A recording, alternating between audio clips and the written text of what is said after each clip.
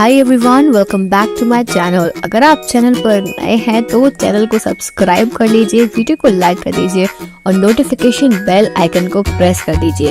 इस चैनल पर आपको मिलती है बेस्ट करियर गाइडेंस, यूनिवर्सिटी से रिलेटेड सारे अपडेट्स, साथ ही में फॉरेंसिक साइंस के स्पेशल लेक्चर्स। तो जल्दी से सब्सक्राइब कर लीजिए, लाइक कर लीजिए और वीडियो को शेयर करना मत भूलिए। Hi everyone, welcome back to my channel. I hope you all are doing good. तो आप सभी को पता ही है, मैंने अपडेट आपको दिया था कि एडमिशन ओपन हो चुकी हैं, आपके फॉर्म्स आउट हो गए हैं। फॉर्म फिलिंग कैसे करनी है, एलिजिबिलिटी क्या है, सिलेबस क्या है, वो सब मैंने आपको बता दिया था।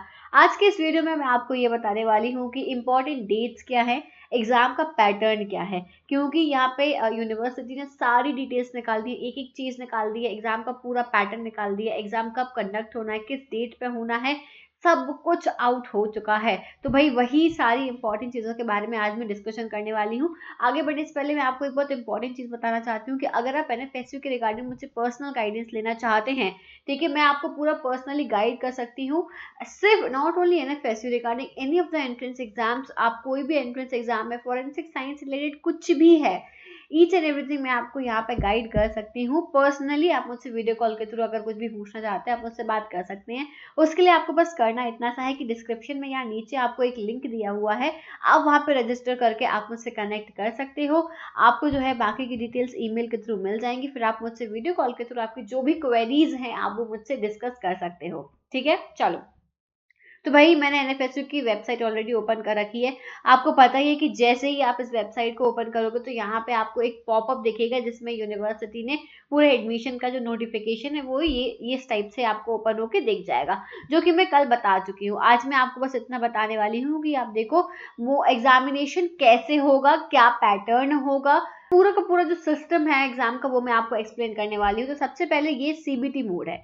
सीबीटी मोड यानी कंप्यूटर बेस्ड टेस्ट है। आपको सेंटर्स दिए जाएंगे, आपको उनमें से एक सेंटर चूज करना है और आपको एग्जाम देने जाना पड़ेगा। मीडियम क्या होगा क्वेश्चन पेपर का, इंग्लिश में ही होगा पेपर, ध्यान रखना, सिर्फ इंग्लिश में एग्जाम होगा, हिंदी में एग्जाम नहीं होगा। स्ट्रक्चर क्या होगा, यहाँ पे दिया हुआ है पूरा format. Marking scheme, okay, structure है programme wise question paper structure is given in eligibility criteria, syllabus and format of test वो तो कल बता दिया, इसमें ये दिया बेसिकली, अभी मैं और बता रही हूँ, रुक जाओ। ईच क्वेश्चन कैरीज 1 मार्क्स, हर क्वेश्चन 1 मार्क का है, ठीक है। आप राइट आंसर दोगे तो आपको +1 मिलेगा, अगर आप रॉन्ग आंसर देते हो तो आपका -0.25 होगा, यानी कि यहाँ पे आपका 1/4 मार्क्स डिडक्ट हो जाएगा। और आपने आंसर दिया ही नहीं, अनअटेम्प्टेड छोड़ दिया तो 0, ठीक है, कुछ भी नहीं, ना प्लस ना माइनस, ठीक है। तो आपको यहाँ पे जो है 4 ऑप्शंस में से एक आंसर चूज करना पड़ेगा।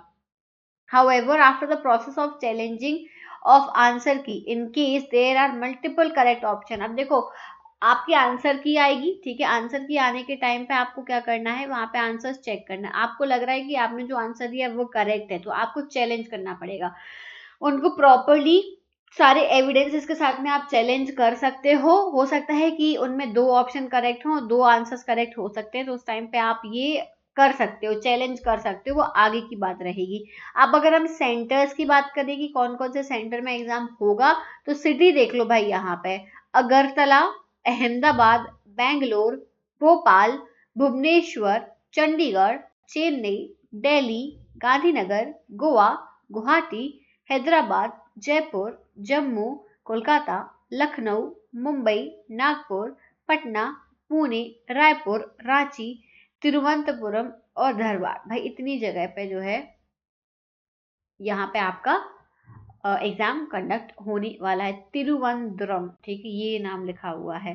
अब देखो exam centres are tentative, university के पास में बाकायदा सारी राइट्स है कि वो सब कुछ अपडेट कर सकते हैं। ये उनने यहाँ नोट में लिख दिया है, ये अच्छा खेल गए ये लोग, है ना, यहाँ पर नोट पर मेंशन करते हैं कि भाई ये टेंटेटिव है एग्जाम सेंटर, वो अपने मुताबिक बदल सकते हैं। अब देखो efforts will be made to allot city of examination to the candidate in order of choice. आप जिस ऑर्डर में चूज करोगे ना, कि आपने मान लो पहला आपका ऑप्शन है भोपाल, दूसरा है आपका रांची और तीसरा है आपका पुणे, एग्जाम्पल बता रही हूँ, तो आप जिस ऑर्डर में सिलेक्ट कर रहे हो तो आपको फर्स्ट प्रायोरिटी की कोशिश करेंगे कि दे दे, फर्स्ट नहीं मिलेगा तो सेकंड, सेकंड नहीं मिलेगा तो थर्ड, ठीक है। अब इन केस मान लो बहुत ही कम स्टूडेंट्स ने अपीयर करा, मान लो कि भोपाल में और फॉर एग्जाम्पल पटना और रांची की बात करें, कम कम स्टूडेंट्स ने अप्लाई करा है, तो इन दोनों सिटीज को मर्ज कर देंगे और या तो रांची में एग्जाम कराएंगे या पटना में एग्जाम कराएंगे, मर्ज कर देंगे, ये भी यहाँ लिखा है। तो यहाँ पे लिखा है decision of NFSU regarding allotment of city shall be final. भाई एनएफएसयू ही डिसाइड करेगा कि आपको कौन सी सिटी देनी है। इसके बाद में while filling up the application form candidate can select one city as their choice of city, मतलब आप एक सिटी जो है अपना सेंटर के तौर पे चूज कर सकते हो। NFSU will not be responsible for any inconvenience. भाई अगर आप गलत सिटी चूज कर लेते हो तो जो एनएफएसयू आपके इस गलती के लिए कोई भी जो है रिस्पॉन्स नहीं लेगा, कोई रिस्पॉन्सिबल नहीं रहेगा। सीधी बात ये, फॉर्म भरने में गलती करी, सब गड़बड़ हो गया, एनएफएसयू जो है वो पहले ही बोल रहा है कि मैं रिस्पॉन्सिबल नहीं हूँ भाई, आप मेरे पास मत आना। फिर सीधी बात है, तो एक बार में सही फॉर्म भरो। Allotment centres will be done mostly in one of the preferred cities, ठीक है। एडमिट कार्ड के बारे में सुन लो, ई एडमिट कार्ड जो है वो आएगा आपको एनएफएसयू की वेबसाइट पे ही आएगा। इसके बाद में कैंडिडेट को डाउनलोड करना होगा वेबसाइट पे से, उसमें आपका सेंटर दिया होगा, डेट और शिफ्ट विफ्ट सब कुछ उसी में दिया होगा। कोई भी कैंडिडेट एग्जामिनेशन सेंटर में अपने अलॉटेड टाइम और डेट के पहले वहां पे नहीं जा सकता, विदाउट एडमिट कार्ड नहीं होगा। कोई भी री एग्जाम नहीं होगा, आपकी गलती आप जानो, कोई री एग्जाम नहीं होगा, समझ गए। अगर आपका डाउनलोड नहीं होता है एडमिट कार्ड मान लो वेबसाइट से, तो आप एनएफएसयू को ईमेल करके एडमिशन पोर्टल टिकट जनरेशन होता है, रेज अ टिकट करके एक वहां पे ऑप्शन होता है, तो आप वहां पे इनको पूछ सकते हो। Is that clear. अब आपके पास में और भी बाकी की चीजें दी हुई हैं, वो आप ध्यान रखना। एनएफएसयू के आप हेल्पलाइन नंबर पे भी कांटेक्ट कर सकते हो, लेकिन सुबह 10 बजे से लेकर शाम 5 के बीच में ही इनसे बात कर लेना अगर आपको कोई करेक्शन वगैरह कराने हैं तो। नेक्स्ट क्या दिया है, admit card will not be sent by post और ईमेल, पोस्ट या ईमेल से नहीं आएंगे, वेबसाइट पे ही आएंगे। In case of in no case the duplicate admit card would be issued at examination center। मान लो किसी भी केस में डुप्लीकेट एडमिट कार्ड इशू नहीं होगा। The candidate must not mutilate, भाई एडमिट कार्ड को तमीज से रखना है ना, ऐसा मत रखना कि बिल्कुल उसकी खिचड़ी बन चुकी हो। इसके बाद में candidates are advise to preserve their admit card in good condition, वही चीज गुड कंडीशन में रखना, ठीक है। यही सब लिखा है। कोई भी जो है इनकम्प्लीट एप्लीकेशन होगा अगर, या गलत एप्लीकेशन फॉर्म होगा, तो आपको जो है एडमिट कार्ड इशू नहीं होगा। अब हम आगे बढ़ते हैं schedule of exam, very much important. उसके पहले आप इंपॉर्टेंट डेट्स देख लो, फिर मैं आपको एग्जाम की शेड्यूल बताऊं। इंपॉर्टेंट डेट्स में यहाँ पे दिया हुआ है कि आपका जो फॉर्म है वो 19 फरवरी से स्टार्ट हो चुका है इस वेबसाइट पर। लास्ट डेट क्या है ऑनलाइन रजिस्ट्रेशन की, 10th ऑफ मई, ठीक है। और फीस जो है आपको 2000 लगेगी, किसी भी कोर्स में अप्लाई करो।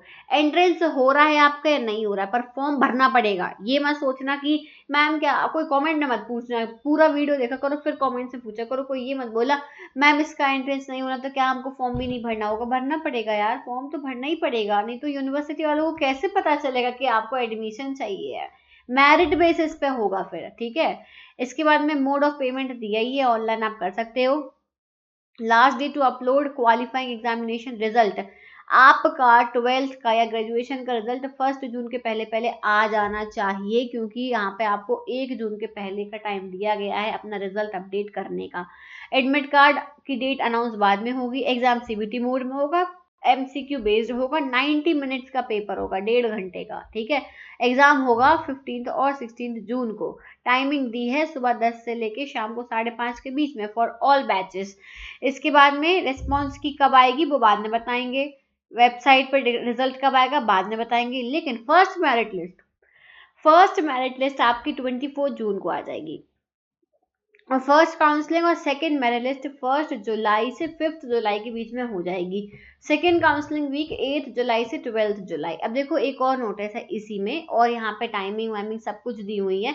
15 और 16 को 2 ही दिन में सारे एग्जाम इनके कंडक्ट हो जाएंगे, ध्यान रखना। शिफ्ट 1, शिफ्ट 2 और शिफ्ट 3, 3 शिफ्ट में जो है एग्जाम होगा। शिफ्ट 1 होगी मॉर्निंग शिफ्ट 10 से 11:30, शिफ्ट 2 होगी 1 बजे से लेकर 2:30 बजे तक, और शिफ्ट 3 होगी 4 बजे से 5:30 बजे तक, समझ गए। एंट्री का टाइम दिया है भाई, 9 बजे पहुंच जाना शिफ्ट 1 वाले, 10 बजे पहुंच जाना 2 वाले, और 2 बजे पहुंच जाना शिफ्ट 3 वाले, समझ गए। अब देखो 10 से 12:30 के बीच में पहुंच जाना, यानी 12:30 तक भी जा सकते हो। यहाँ पे 10 क्यों लिखा है? जब 10 बजे से एग्जाम है तो 10:30 पे क्यों जाओगे भाई? 9 बजे ही चले आना सुबह वाले।